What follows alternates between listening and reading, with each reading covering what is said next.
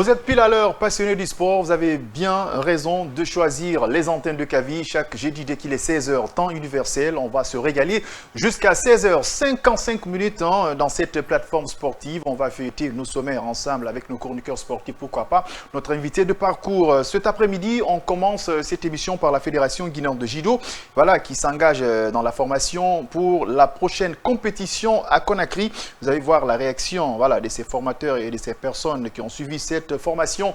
Et dans la deuxième partie de cette émission, on va s'intéresser à l'équipe nationale guinéenne qui n'ira pas à la prochaine Coupe d'Afrique des Nations ni à la Coupe du Monde, mais il faut qu'on en parle pour nous éclaircir la lanterne. On a comme invité Paul Fatia Tunkara qui est l'officier média de l'équipe nationale guinéenne.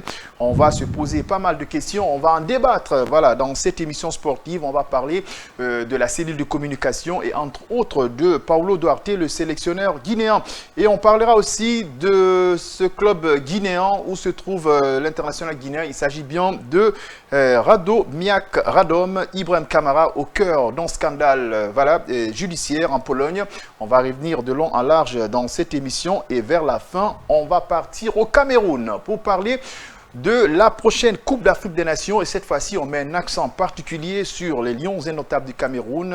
Marc Bryce, limogé, et David Bakou prend les commandes à quelques semaines de la Coupe d'Afrique des Nations. On constate sur cette liste, et il y a l'absence de quelques joueurs cadres. Il s'agit bien de André Onana, le portier international camerounais, et Vincent Aboubakar, l'attaquant phare de cette formation des lions innotables du Cameroun. Mesdames et messieurs, installez-vous confortablement pour animer cette émission. Je suis avec Mamadjan Baldé. Mamadjan Baldé, bonsoir. Oui, bonsoir Major et bonsoir à tous. Tu voulais dire... J'étais en train de dire Hassan. Hassan, le révénant. Oui, mais ça ne veut pas dire qu'il me manque pour autant. C'est fini, je suis seulement comme ça. D'accord, il n'y a pas de souci. Il est l'ambassadeur des présidents. Il était ambassadeur ou président des Blaugrana de Guinée.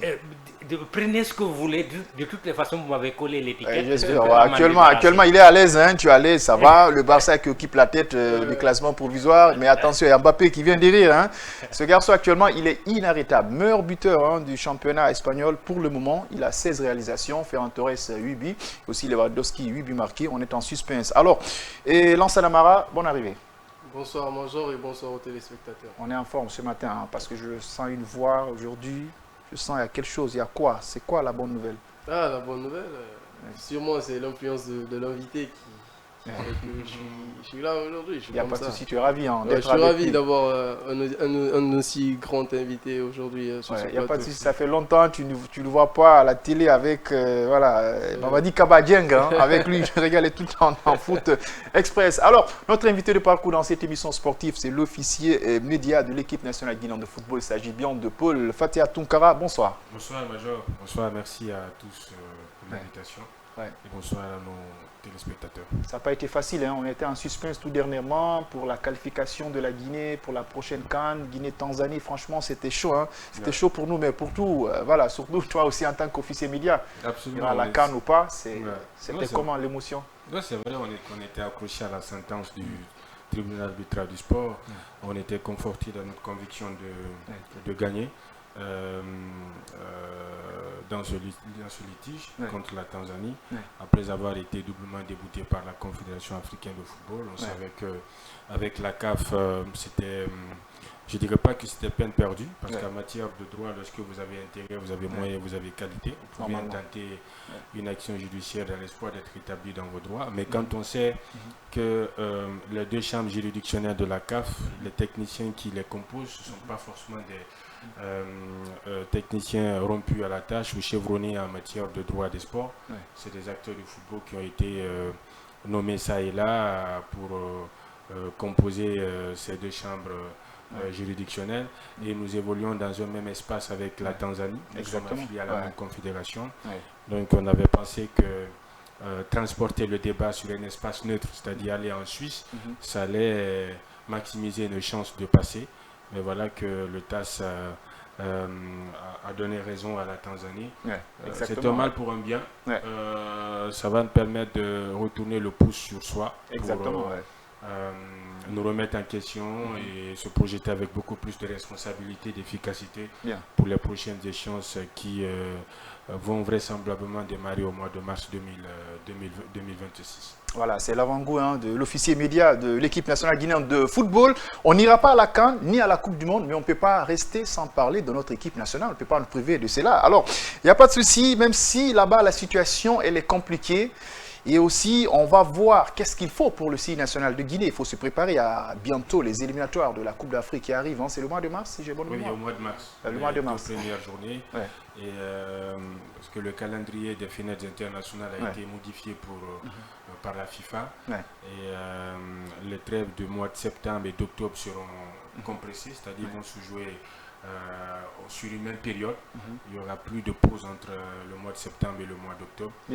Donc ça veut dire qu'il faut déjà se remettre dans le sens de la marche. Exactement. Et puis trouver un maximum de joueurs disponibles possible pour cette fois laver l'affront que nous avons essuyé normalement en n'étant pas à cette Coupe d'Afrique des Nations avec une assiette élargie à 24 équipes. Je pense qu'il y avait bien une place à prendre. Il n'y a pas de souci. On a beaucoup de choses à se dire dans cette émission concernant l'équipe nationale guinéenne, mais on vous avait promis dès l'entame de ce numéro sportif, on va commencer par la Fédération guinéenne de judo. Les judokas guinéens, ils étaient au nombre de 7 tout dernièrement. Ils étaient en Côte d'Ivoire dans la compétition qu'on appelle l'Open d'Abidjan. On a eu 7 médaillés. Hassan Diallo était au rendez-vous. Aussi, il y a une très bonne nouvelle. On a eu quand même quelques nouvelles. Après, hormis de cette compétition, la Guinée doit accueillir l'Open Judo en 2026 pour une bonne réussite. La Fédération guinéenne de judo, voilà, c'est dans les mots. Et en effet, plusieurs membres et encadreurs de l'instance ont profité d'une formation. Et ensuite, on verra quand même dans cette émission pour voir la réaction de ces personnes qui ont bénéficié de cette formation. Pourquoi pas aussi les formateurs. Mais avant d'abord qu'on vous montre les éléments, Mamadjan Baldé, l'autre fois dans notre émission, on a mis un accent particulier sur cette fédération qui est en train franchement de nous faire des prouesses. Après Yaoundé, ils sont partis en Côte d'Ivoire. On revient avec des médailles. Ils sont accompagnés par Mondial Express. Maintenant, ce qui est plus important, c'est la compétition. La Guinée doit accueillir l'Open Judo en 2026. Oui, on louait un peu le travail qui était en train d'être fait à la tête de cette fédération. S'il y a eu des résultats au Cameroun, il y a eu des résultats en Côte d'Ivoire, c'est que nécessairement il y a un travail de fond qui est en train d'être mené par cette nouvelle fédération qui n'a pas attendu que l'État mette les mains à la poche. Elle est elle-même partie à la recherche des fonds, notamment en signant des partenariats avec une grande institution comme Mondial Express, et en allant à la recherche de ces fonds-là et en ayant des résultats. Tout est parti de ce championnat qui a été organisé ici, qui a été couronné de succès. Et ensuite, ça n'est suivi ce qui s'est passé au Cameroun. Et là, on voit ce qui est passé en Côte d'Ivoire. Et on disait la fois dernière qu'on espérait beaucoup de médailles. Et on a été servi. Il y a eu beaucoup de médailles en or, en bronze, pratiquement dans toutes les catégories. 7 athlètes, 7 médailles. Oui, 7 médailles, c'est les seniors, c'est les cadets, à tous les niveaux. Ce qui veut dire que ça travaille énormément. Et peut-être ce qui vient couronner tout cela, c'est le fait d'avoir obtenu l'organisation d'une compétition ici en Guinée. Ça va ouvrir un peu plus cette partie du sport de chez nous, parce que dès qu'on parle sport chez nous, le plus souvent les gens pensent au football, mais le fait d'organiser des compétitions internationales va ouvrir l'espace et va permettre à d'autres personnes de pratiquer le sport, surtout que la fédération fait son boulot. Bien, renforcer les capacités de formation, voici quelques priorités de cette fédération guinéenne de judo. La Guinée doit accueillir l'Open Judo en 2026. Organiser un championnat et accueillir plusieurs nations, c'est pas pareil. C'est pas du tout pareil, et je pense que là c'est une grande confiance qu'ils ont mis sur cette fédération, déjà que c'est mérité par les 2 sorties qu'ils ont effectuées. Jean l'a rappelé tout à l'heure, au Cameroun ils ont fait une prouesse déjà en remportant déjà des médailles, et puis en Côte d'Ivoire ils ont répété la même chose, donc ça prouve à suffisance que c'est une fédération sérieuse et qui est capable de nous honorer. En tout cas ils l'ont prouvé avec les médailles encore une fois, donc c'est une opportunité pour nous de valoriser encore plus cette discipline, de trouver encore plus de partenaires, pas seulement Mondial Express, en tout cas qui a donné l'exemple, qui a montré le pas, pourquoi pas d'autres institutions et plus d'investissement de la part de l'État, du gouvernement, pour pérenniser ces actions que cette fédération mène jusque-là. Voilà, c'est aussi important, un peu de judo, parce que cette fédération, quand même, il faut essayer de le reconnaître, ce n'est pas la seule fédération qui est en train de faire des prouesses, mais cet après-midi, on met un accent particulier sur cette fédération. La Guinée doit accueillir l'Open Judo en 2026. Oui, la moisson, elle est bonne. Avec cette fédération, revenir avec des médailles. Il y a même une médaille en or. Exactement. Qu'elle a glanée.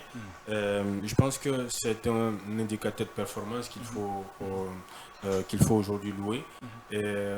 La fédération n'est pas à sa première grande moisson. C'est l'une des fédérations d'ailleurs les plus je dis pas les plus sérieuses ou les plus régulières en termes de compétition ou d'organisation des compétitions domestiques, où vous organisez régulièrement la Coupe nationale et le championnat. Et ce que j'ai beaucoup apprécié également dans cette expédition, c'est le fait d'avoir mis en évidence des compétences locales. Parce que vous avez deux athlètes, deux judokas qui se sont d'abord distingués dans les compétitions domestiques qu'on a pris pour les surclasser et pour les faire compétir à l'échelle continentale. Ça prouve encore une fois que nous avons non seulement des compétences endogènes et lorsqu'on doit également sélectionner des athlètes qui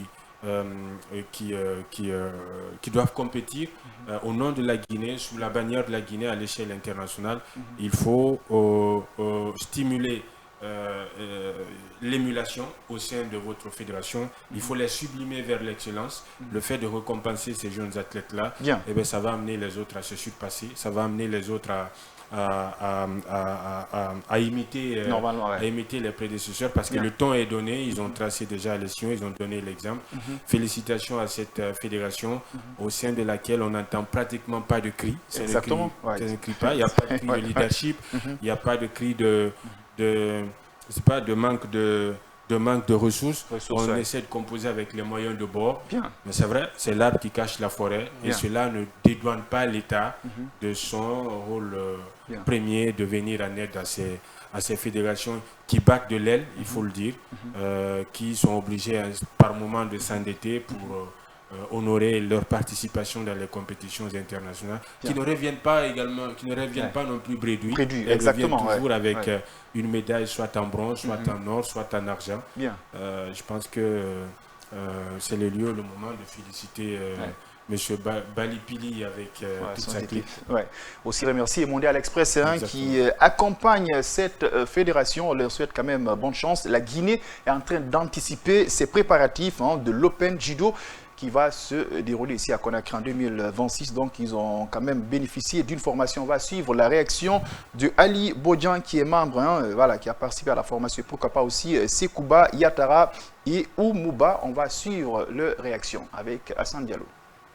Bak et Yatara, qui il y a quelques semaines ont été formés par un expert de l'Union africaine, et que le président, avec la générosité du président de la Fédération guinéenne de judo, a mis les moyens pour les envoyer aujourd'hui pour voir comment on organise un événement international, parce que l'Open de Yaoundé et l'Open d'Abidjan, ce sont deux événements internationaux qui, ces deux experts, je peux dire ces deux techniciens, sont aujourd'hui perfectionnés. Je sais qu'aujourd'hui la Guinée a des experts, à la personne de Bak et de Yatara. Mais le président ne s'est pas limité là. Il s'est dit que ce n'est pas seulement l'aspect technique, il y a l'aspect organisationnel. C'est-à-dire par rapport au protocole, il a envoyé également 2 filles pour voir comment le protocole marche lorsqu'on organise un événement sportif. Sur ce, on voit que la Guinée est en train d'avancer vers le stade de standing international pour l'organisation des événements sportifs, c'est-à-dire en particulier le judo. Je suis là pour une formation du protocole et accompagner l'équipe nationale de judo guinéen. Là, ça se passe très bien. Les formations se passent très bien. Je comprends pourquoi je suis là. Oui, Inch'Allah, ça peut servir la Guinée. Je suis en train de me préparer très bien. Je comprends très bien les cours aussi. La fédération nous a mis dans des meilleures conditions pour bien apprendre ce que nous sommes venus faire. Venu en tant qu'IT, technicien informaticien, c'est nous qui nous occupons de tout ce qui est partie logicielle du tournoi. Nous avons fait une formation d'à peu près 3 semaines à Conakry avec un expert venu du Sénégal qui nous a vraiment appris plusieurs trucs dont nous sommes acquéris, et aujourd'hui on est fiers d'être là aujourd'hui. Et tout ça c'est grâce au président. Le président il met tous les moyens à notre disposition pour qu'on puisse évoluer, pour qu'on puisse entrer dans une nouvelle ère, que ce soit technologique, que ce soit avec les athlètes physiquement, que ce soit dans les voyages, les sorties hors du pays. Et je souhaite à tous les athlètes vraiment qu'ils s'adonnent. Et tout ce que j'ai à dire, c'est merci Monsieur le Président, merci pour tout.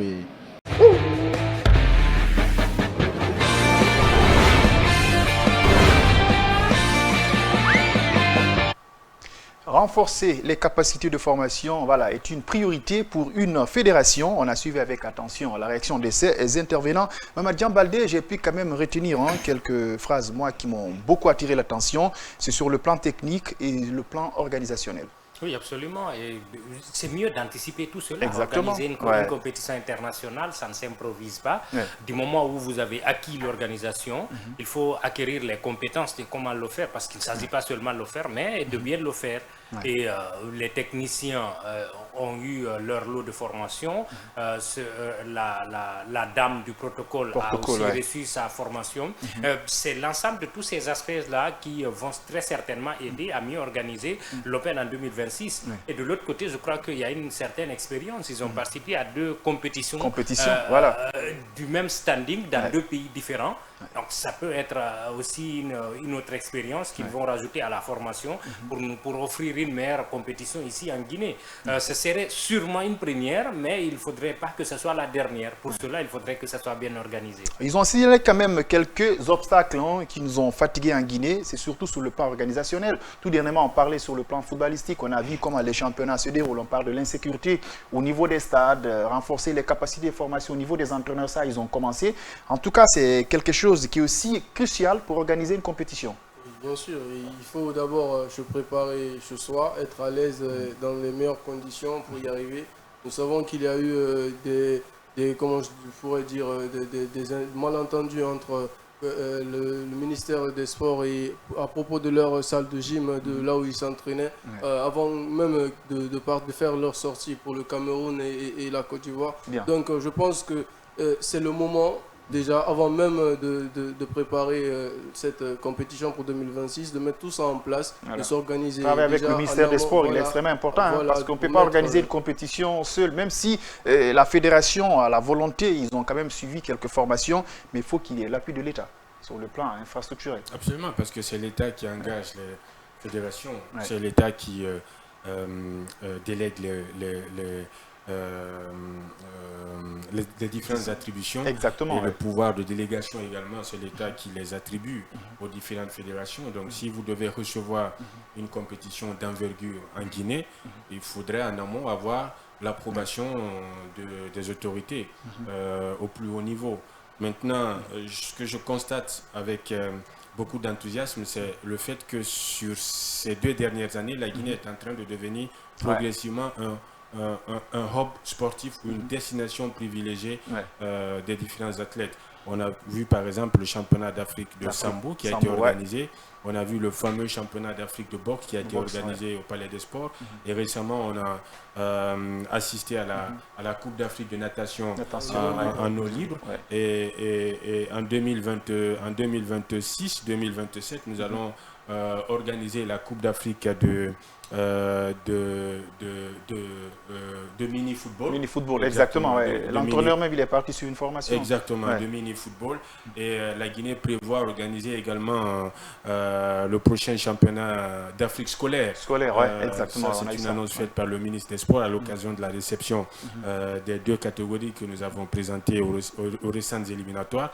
Et si à cela s'ajoute également cet autre tournoi d'envergure, je pense que progressivement, le sport guinéen est en train de respirer à plein régime, de fonctionner à plein poumon. Maintenant, il faudra inviter l'État à accompagner à la mesure des moyens, à la limite des possibilités, ces différentes fédérations-là, et pour devenir beaucoup plus compétitives et beaucoup plus présentes également sur la scène internationale. Parce que participer est une chose, et participer pour faire de la figuration, c'est une chose, mais participer pour créer de la sensation, pour construire son propre palmarès et pour se faire une place, ça aussi, ça demande des moyens, et je pense que l'État doit vraiment accompagner ces différentes fédérations. Alors, il y a une forte pression sur la fédération guinéenne de football. Vous avez vu comment les autres fédérations ils sont en train de se démarquer. Alors, il faut qu'il y ait une concurrence positive. Nous, ce qui nous intéresse, c'est la Guinée qui gagne, que ce soit le football ou handball ou basketball. Il faut qu'il y ait une concurrence quand même positive. La Guinée accueillera l'Open de judo en 2026 pour une bonne réussite. Donc, la fédération guinéenne de judo s'est donné les moyens pour suivre une formation. Alors, on migre vers le football. Une situation qui nous taraude l'esprit de longue haleine dans nos différentes émissions. On arrive à mettre tout un accent particulier sur cette fédération, le ministère des Sports. On parle de problèmes d'infrastructure, on parle de problèmes de formation. Il y a beaucoup de problèmes. Mais il faut qu'on en parle, il faut qu'on arrive à situer quelques responsabilités et trouver des pistes de solutions. Il ne s'agit pas seulement de critiquer. C'est pour cela, cet après-midi, on a comme invité, il n'est même pas invité, il est avec nous, c'est notre confrère. Voilà. Ce n'est pas sa première fois, il s'agit bien de Paul Fatia Tunkara, qui était tout dernièrement avec l'équipe nationale guinéenne de football, voilà, pilotée par Paulo Duarte. Tunkara, on va d'abord parler de votre département, tout ce qui est communication. Au niveau de votre cellule de communication, vous avez une équipe en place dont vous travaillez? Oui, je travaille avec Mohamed Salih Barry, qui est un photographe professionnel qui s'occupe de tout ce qui est image justement sur les différents canaux de communication. Je travaille conjointement avec Alassane Diré, qui est le chef département communication de la Fédération guinéenne de football, avec Maka également, qui est le responsable de la commission médias, communication. Ça va, c'est une équipe... c'est une jeune équipe, une équipe ambitieuse, une équipe dynamique. Ça va jusqu'à présent. Jusque-là, ils connaissaient mieux la maison que moi. Exactement.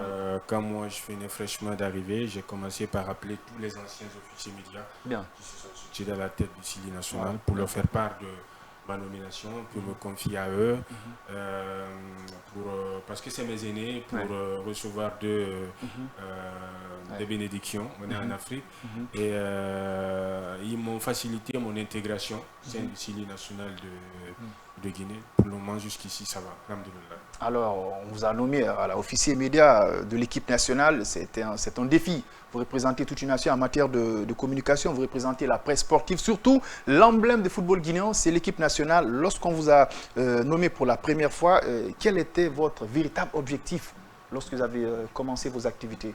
C'était quoi l'objectif de Paul? Alors, la nomination est tombée. J'étais au championnat d'Afrique des Nations avec le CILI national local. Et lorsque la délégation rentrait au pays, moi, je suis resté pour attendre la première vague de joueurs convoqués pour la première trêve du mois de septembre. C'était pour le sprint final des éliminatoires de la Coupe du Monde. On devait jouer contre la Somalie et jouer contre l'Algérie. Lorsque la nomination est tombée, c'est pas parce que je suis le plus beau, je suis le plus intelligent, le plus brillant. Non, c'est parce que à un certain moment, le talent a croisé l'opportunité. Et puisque les hommes sont porteurs d'opportunités, de privilèges, il faut souvent entretenir son capital social, son cercle d'amitié, de relations, investir sur ses compétences en amont. C'est ce que j'ai essayé de faire depuis qu'on a, bien avant même la fermeture d'Afro. J'avais les formations en communication institutionnelle et autres. En tant que journaliste, c'est vrai qu'on était un peu péremptoire lorsqu'il s'agissait des CILI nationaux. On était très pointu dans les analyses, on était à la limite très agressif. Exactement. J'ai rarement vu une presse aussi agressive contre son équipe nationale et contre les différents sélectionneurs. J'ai mesuré déjà les chantiers qui m'attendaient. Pour moi, le premier défi, c'était de créer le rapprochement entre les journalistes sportifs, qui sont les leaders d'opinion et d'émotion, qui sont les courroies de transmission de la curiosité populaire, qui sont des leaders d'opinion, et les principaux acteurs, que sont le coach et ses adjoints. Parce que on avait, pour avoir une communication efficace de l'équipe, pour moi, il faut que les informations soient d'abord disponibles et que les informations soient accessibles. La disponibilité et l'accessibilité des informations sont importantes pour qu'il y ait une communication efficace. Sauf que ces derniers temps, il n'y avait pas, même s'il y avait des informations, elles n'étaient pas disponibles. Ou si elles étaient disponibles, elles étaient inaccessibles. Donc, chacun se plaisait de donner une information sur la base donc il fallait avoir l'autorisation de donner l'information. C'était difficile c'est difficile d'avoir les vraies infos sur tous les aspects de la vie du Syli national. Ce qui faisait que c'était quoi l'obstacle? Parce que c'est... Bon, moi, je ne sais pas, j'ai repris un héritage illégitime, donc il fallait, pour moi, il fallait réparer ça. Réparer ça, ouais. Le premier chantier, c'était de créer le rapprochement entre les journalistes et le leader et le principal acteur qui est le coach. Ouais. Et si vous avez remarqué, quand on était en Ouganda, les 14 journalistes qui étaient là-bas, j'ai réussi à organiser une rencontre. Une rencontre, ouais. Toute convivialité entre le coach et ses journalistes autour d'une collation, où chacun, en toute liberté, échanger avec l'entraîneur. C'est important. Sur tous les aspects de la vie du Syli. Qui n'était pas médiatisé. Non, c'était médiatisé. D'accord. Il n'y avait pas de census, c'était médiatisé. Et le coach était là, c'était en quelque sorte un open press. Tu poses la question que tu veux. Et il n'y avait pas de timing aussi limité. Il n'y a pas à dire pour 30 minutes, 40 minutes. Ils ont eu tout le temps. Pour moi, c'était ça le premier challenge. Ensuite, le deuxième challenge, j'ai discuté avec le coach sur sa méthode de travail. Donc pour lui, il fallait éviter que ce soit les mêmes joueurs qui soient mis au devant de la presse pour éviter de frustrer les autres. Donc, nous avons établi un plan d'interview par jour. À chaque regroupement, il y a un plan de communication, d'interview que nous établissons, que nous partageons à l'ensemble des joueurs convoqués. Vous avez un groupe de joueurs qui est prévu pour lundi, un autre groupe qui est prévu pour mardi, un deuxième groupe qui est prévu, troisième groupe pour mercredi, ainsi de suite. Déjà, quand on est mercredi, si la séance elle est ouverte, les joueurs sont déjà informés exactement, de se prêter aux questions des journalistes. Ce qui faisait que tout le monde avait déjà la vraie information autour du Syli. Parce que tu discutes. Mais est-ce que les joueurs étaient préparés parce que face à la presse, il y a ces questions qui énervent et puis se tiraillent même. Oui, ils étaient déjà préparés parce que je venais vers eux pour travailler avec eux et les préparer psychologiquement, tout ça. Oui, j'étais préparé. Sauf que tu as certains qui sont assez discrets, qui n'aiment pas capter la lumière comme les autres. Mais ça va, ça se passait très bien. Mais on les obligeait pas, s'ils ne sont pas d'accord, il n'y a pas de souci. Ils vont te dire, voilà. Ils ont le droit ou non de répondre aux questions. Bien.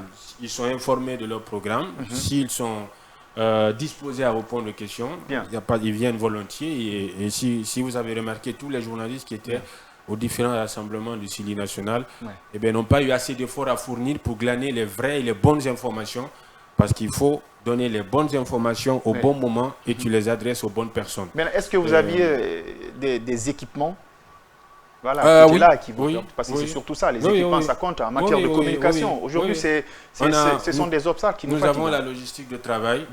Quand nous nous déplaçons avec Saliou, ça va. Nous avons toute la logistique de travail. Après, l'autre acquis, c'est aussi les conférences. Si vous avez remarqué ces derniers temps, il y a énormément d'engouement autour des conférences du sélectionneur national. Il y a beaucoup plus de monde que de places assises. Nous-mêmes, des fois, on est débordés. On situe la conférence sur une fourchette de 45 minutes, mais on est obligé parfois de rallonger la durée à 1h, à 1h30, tellement il y a des demandes, parce que ça nous manquait en fait. Exactement, ça nous manquait.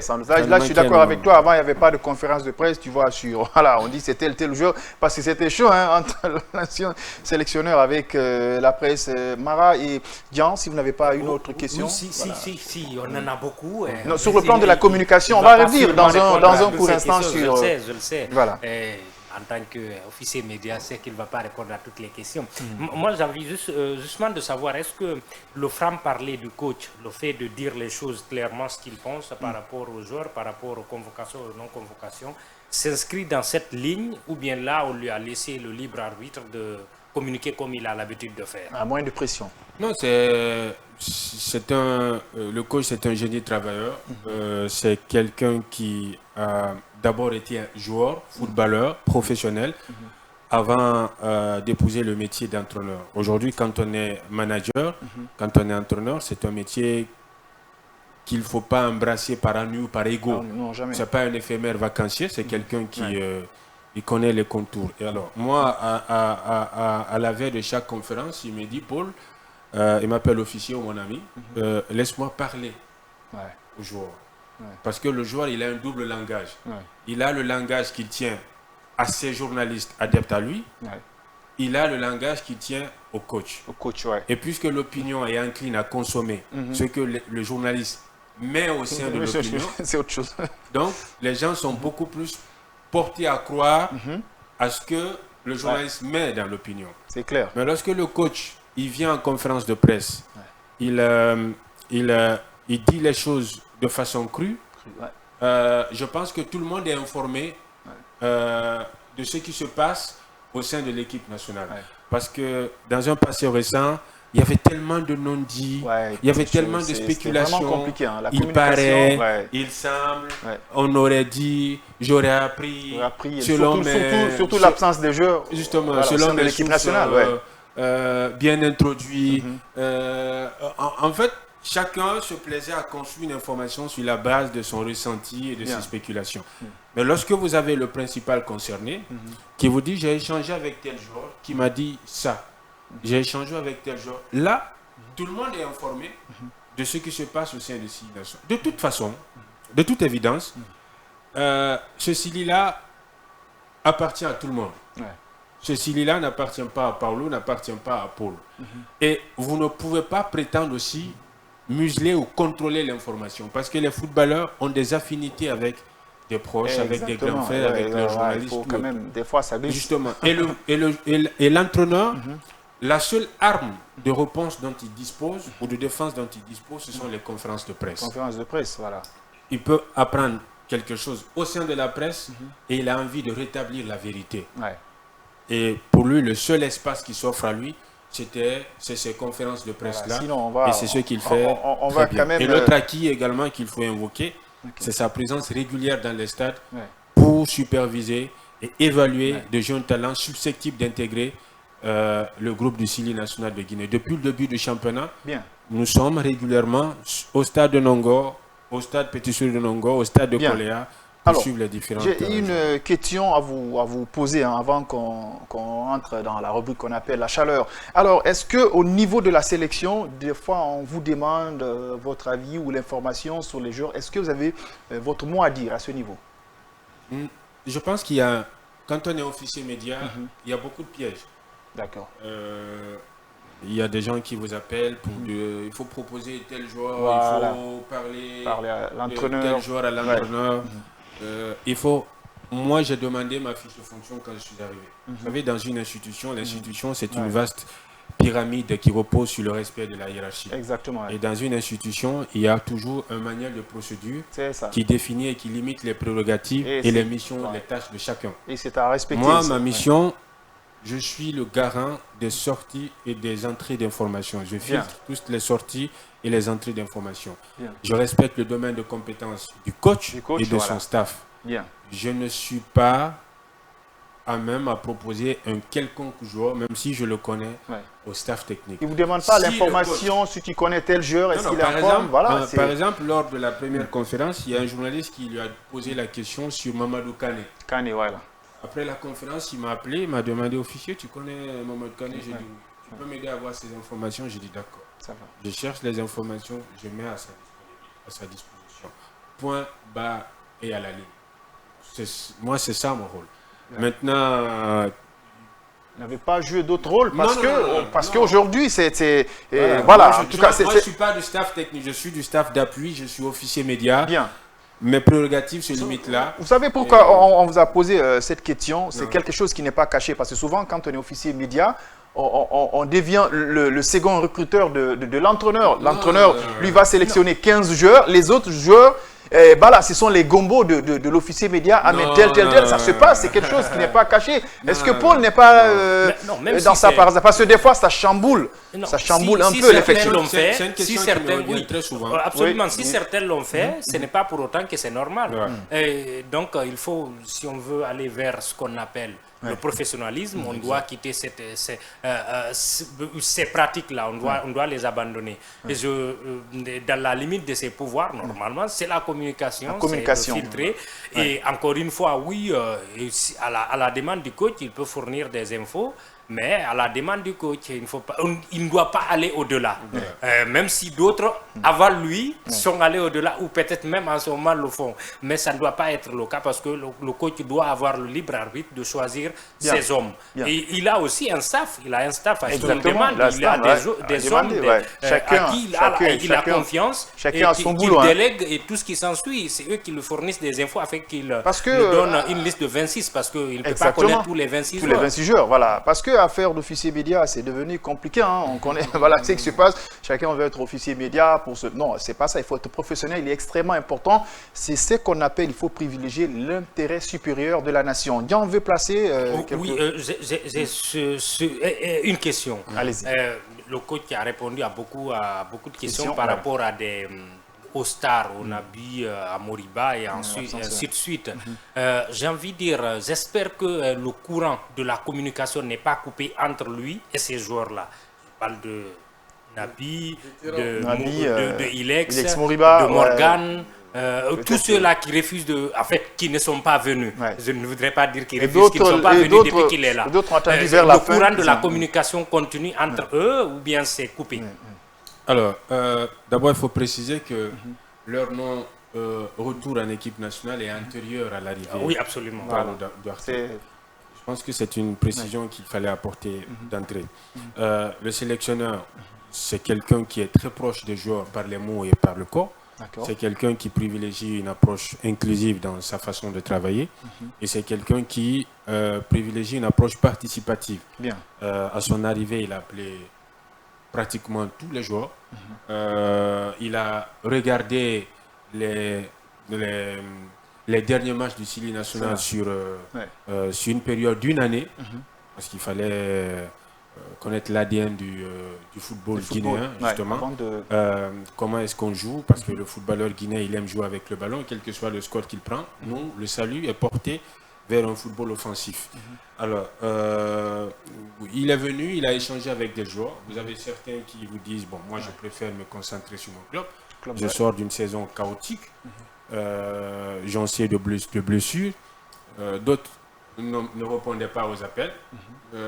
Certains, dans un premier temps, ont dit, oui, je viens. À 48 heures de la publication de la liste, ne répondaient plus aux appels, les numéros ne passaient plus. Ou on dit, bon, je ne suis pas disponible, coach. Vous avez d'autres joueurs qui, quand ils étaient en catégorie inférieure, c'est-à-dire un étage inférieur, en équipe B de leur club professionnel, qui, à la limite, vous harcèlent. Coach, je veux venir en équipe nationale. Mais quand ils sont surclassés en équipe première et qui grappillent des miettes de minutes dans le championnat, ils vous disent que je n'ai pas encore discuté de mon avenir en équipe nationale avec ma famille, avec mon papa. Mais après, c'est des humains. Parce que la première dimension d'un footballeur, c'est d'abord un humain. Il a ses préférences, il a ses moments de faiblesse, il a ses chouchous, il a ses moments de doute, il a ses moments de gloire. C'est un humain. Et on ne peut pas le contraindre à choisir. Donc, c'est des choix que le coach a respectés. Et si lui aussi, il fait des choix, il aimerait également qu'on respecte ses choix. Donc, pour répondre à votre question, oui, le courant, il est maintenu. Il échange régulièrement avec ses joueurs pour leur vendre le projet. C'est un nouveau projet, c'est un nouveau départ qu'on veut amorcer avec l'équipe nationale. C'est une nouvelle équipe. Et moi, j'ai envie de construire, pas une équipe, mais un groupe. Parce que l'équipe, c'est une addition de talent et juste à position d'individualité. Mais le groupe, il faut que tout le monde se reconnaisse dans l'esprit de groupe. Il faut que tout le monde ait les mêmes justificatifs, que tout le monde ait les mêmes orientations et que tout le monde partage les mêmes valeurs existentielles. Bien. Je pense que ça va, le courant passe. Lansana Mara, souvent on en parle, on est en train de constater depuis l'arrivée de Paulo Duarte, il y a pas mal de joueurs qui sont en train de rejeter l'appel de l'entraîneur. Est-ce que c'est parce que le pays n'a pas une politique sportive pour encourager ces joueurs de revenir en sélection nationale, ou bien c'est la manière de travailler de Paulo Duarte qu'ils n'ont pas aimé? Comment vous avez interprété cette situation? Certes, il a voulu, le sélectionneur portugais Paulo Duarte a voulu faire tourner son effectif. Certes, d'autres ont refusé de répondre favorablement à sa demande. Ouais. Mais lui-même, il avait l'intention, quelque part, si je ne me trompe pas, parce que selon les informations que j'ai là, je vois que lui-même, il avait l'intention de faire tourner l'effectif, d'envoyer de nouveaux joueurs pour pouvoir avoir plus de possibilités, d'éventuelles de largeur de banc, de profondeur de banc, j'y arrive.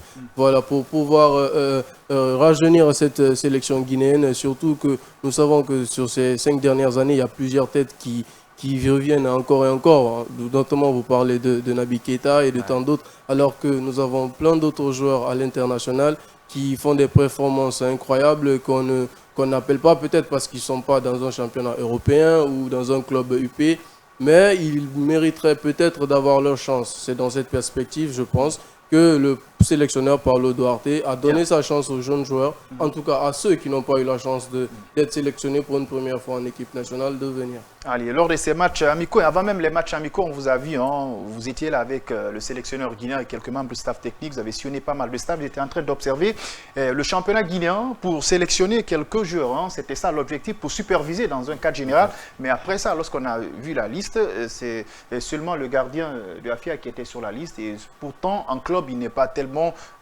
performant, et au niveau voilà, du classement, on a vu le 11 de départ, il a préféré choisir, voilà, il a choisi un joueur qui évolue dans des catégories inférieures en Europe, dont selon pas mal de personnes, les gens n'ont pas apprécié sa prestation. Alors, pour ce qui est du cas de Mori, il n'y avait pas que Mori qui était présélectionné. Bien. Il y avait beaucoup de joueurs présélectionnés dans le championnat. Il y avait Mohamed Lamine Youla qui était présélectionné. Ouais. Il y avait Mohamed Mila, l'attaquant de l'ASFA, qui était présélectionné. Lui, d'ailleurs, je pense qu'il allait connaître sa toute première convocation en équipe nationale. Mais Mohamed Mila de l'ASFA. Mohamed Mila de l'ASFA, d'accord. Mais 24 heures avant la publication de la liste, le staff a été informé de sa blessure à l'orteil du pied gauche. Bien. Donc, Mori a été sélectionné. Je pense que ce qu'il faut louer déjà, c'est sa présence régulière dans le stade. Ouais. Parce que ça n'existait pas de par le passé. Ouais, okay. Voir un sélectionneur qui est présent dans les stades, ça, c'est déjà un acquis. Après, le deuxième acquis, c'est le fait qu'il supervise les joueurs, qu'il les évalue et qu'il prend attache avec eux, qu'il échange avec eux. Mori, par exemple, il a pris Mori. Je parlais de Mila, s'il n'était pas blessé, il allait être convoqué, forcément. Mohamed Lamine, il a également été présélectionné. Il y avait un milieu de terrain de la Renaissance également qui avait reçu sa préconvocation. Ça veut dire qu'il porte un intérêt sur le championnat. Sur le championnat national. Et c'était seulement à 3 journées de la fin, 3 journées du début du championnat, après 3 journées que le coach et son staff ont pris leur vol pour le début du regroupement du côté du Maroc. Maintenant, pour ce qui est des divisions, je ne sais pas, le coach il a été très clair dans ses critères de sélection. Moi, je veux des joueurs, primo, qui sont disponibles à jouer pour la Guinée. Je veux des joueurs qui sont prêts à mourir pour la Guinée, c'est-à-dire qui sont prêts à se mettre en danger pour une cause supérieure. Et je veux des joueurs qui ont de la qualité. Parce que tu peux avoir de la qualité et ne pas être disponible à jouer pour la Guinée. Tu peux avoir de la qualité et ne pas être dévoué sur le terrain. Ou indiscipliné qui n'est pas bien pour le groupe. Et le coach, lui, il le rappelle à chaque fois, je veux construire un groupe.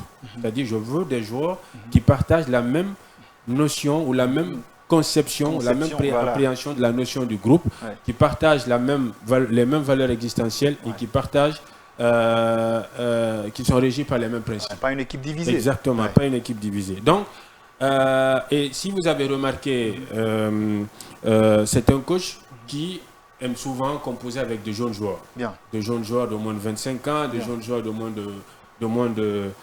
de 23 ans, parce qu'il estime que c'est des joueurs qui sont capables de répéter des efforts à haute intensité. Bien. Et dans toutes les séances d'entraînement, par exemple, qu'il dirige, il réclame toujours 3 choses.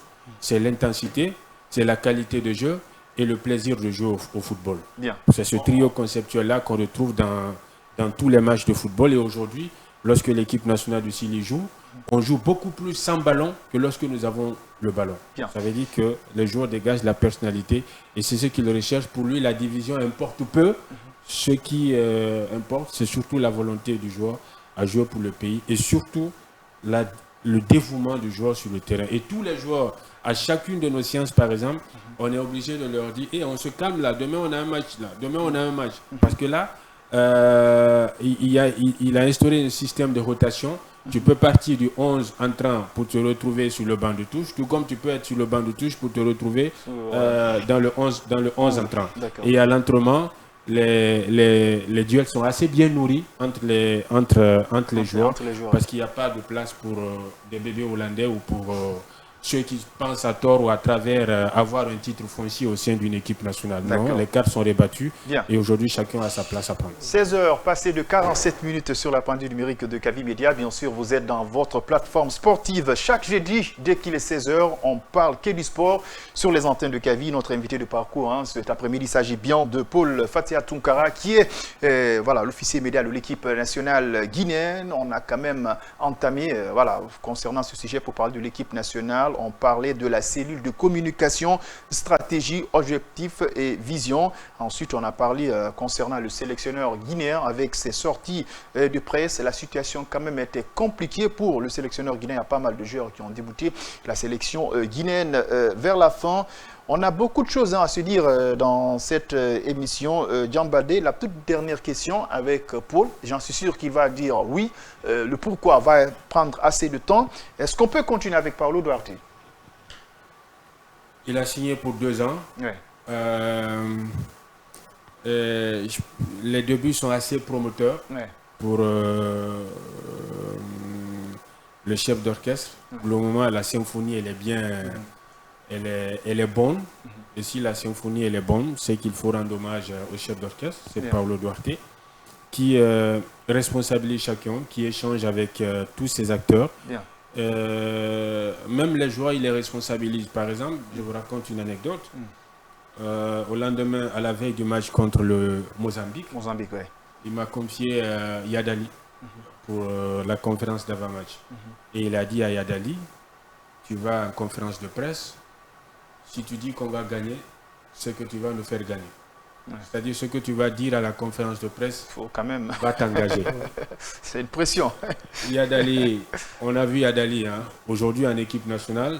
Le garçon, il est en feu, il est en flamme, il reproduit les mêmes performances qu'il réalise en club, en équipe nationale. Et après le match contre le Mozambique, il y a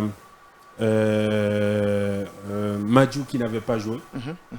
Quand on est parti en conférence d'après-match, je suis venu le voir, j'ai dit coach, on va prendre quel joueur? Il dit appelle-moi Madjou. Il m'a dit, je dis mais Madjou n'a pas joué. Il a dit justement. Il dit lorsqu'on est sur le banc, on ne regarde pas un match. On doit lire le match.